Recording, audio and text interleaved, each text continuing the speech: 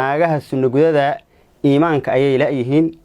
cid bilow aadana oo rag ah oo xamili karta marnaba oo adkaysan karta bataatanba ma jirtaba waxay leeyihiin gabadheeda sunnagudada waa inay ahaato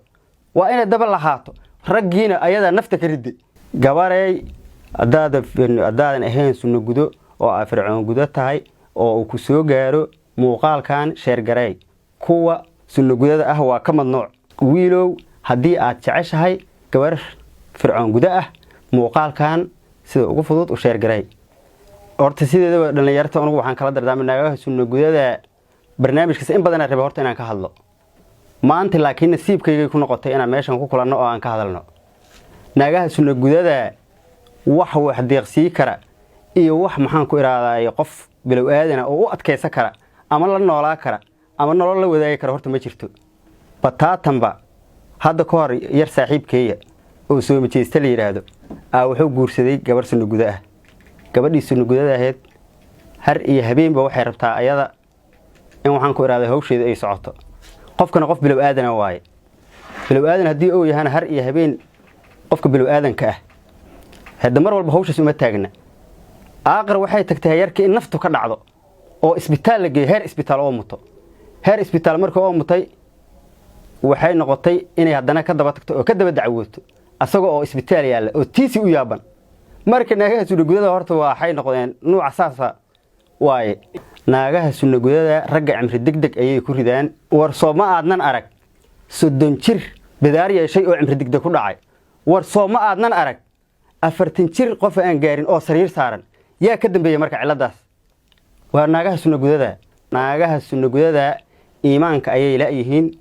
cid bilow aadana oo rag ah oo xamili karta marnaba oo adkaysan karta bataatanba ma jirtaba waayo qofka asagoo isbitaal yaala oo tiisi u yaaban qofka ka daba dacwooday oo ka daba tagay oo xilligaasba asagii tiisi asagoo qofka u yaaban wax sii raadinaya horta inuu bilaa iimaan yahay miyaan isku haynaa waa maya aniga bataatanba iga suurtageli ma inaan naag sunnagudada aan guursado dhalinyarta hadda soo kaceeda jiirka soo kacaya waxaan kula dardaarmaa haddii ay waxaan ku iraaday codkaygaas mid kasta oo gaaro naag sunnagudada inay iska ilaaliyaan naagaha fircooniga gabdhaha fircooniga ay guursadaan naag sunnagudada bilaa iimaan waayo bilaa iimaanna looma baahna qofka inuu maxaan ku iraaday oo nolol la wadaago oo waxaan ku iraaday oo reer ka dhigto oo uu riixin ka dhigto oo uu la dego oo la noolaad ma suurtagelayso naagaha sunnagudada inay bilaa iimaan yihiin horaan kugu sheegay waayo qof kasta oo raga ha iska ilaaliyo oo raggu sideeba qofka uu nolosha la wadaagayo qof ay isfahmi karaan waxaan ku iraaday oo iimaankiisa iyo islaamnimadiisa iyo waxaan ku iraaday degan tahay oo jawigiisu degan yahay inuu ahaado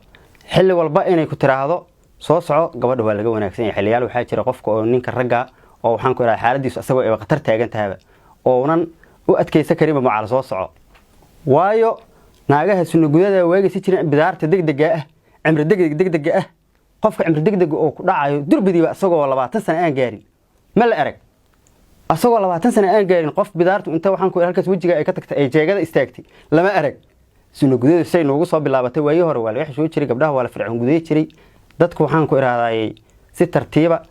ayay gabdhahooda u fircoon gudaysan jireen hadda waxa soo baxday wax lagu faantamaayo oo dadka hadeertaan jiraba ay faan ka dhigteenba waxay leeyihiin gabadheeda sunnagudada waa inay ahaato waa inay daba lahaato raggiina ayada nafta ka ridday oo bilaar waxaan ku iraaday inta sanka agtiisa ka bilaabata timaha wajiga ka bilaabata jeegada ku tagaysa ay u yeeshay 40 jir iyo 30 jir wiil ka dhaxeeya oo aan cimrigiisii iyo waxaan ku iraaday waqtigiisii aan gaarin oo waxa arkay isbitaal loo sidaadayaha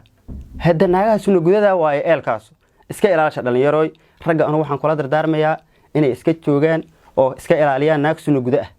oo ay gabdhaha fircooniga hadday nolol iyo wanaag iyo raaxo iyo nasiino iyo waxaan ku iraaday jawi degan ay rabaan gabar fircooniga ha guursadaan naagaha sunnagudadaana ha ka cararaan naagaha fircooniga iyo naagaha sunnagudada waxay ku kala bedelan yihiin naagaha fircooniga cimri degdeg ma kugu ridaayaan waxaan ku iraaday si degdeg cimrigaadu u fududaa maayo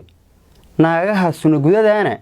daqiiqada cimrigaadu kuus maahan ku iri rag badan oo naagaha sunnagudada ka cabanaya ay ila soo xariiri oo yiri habeenkiina ma hooyano maalintii oo gurgoodi ka cararayaan aragnay ayuu gurgi ay lahaayeen rag ka cararaya oo bataatama ciladaas ay u keentay naagta sunnagudada oo xil walba soo socole marka waxay dantii ku tagtay gabadhii hadii sunnagudada xil walba ay leedahay ina hawshan qabato gartaan gashaal rabaa waxay tagtay inuu ninkii gurgiisa oo ka cararo ilaa ninku waa nafleey naagsuuna gudaa nin 80 jira naagsuuna gudaa bataatanba maba u dhawaa kara daqiiqada waxaan ku iraaday hore qabrigiisa xabaashisa looga dareeraaba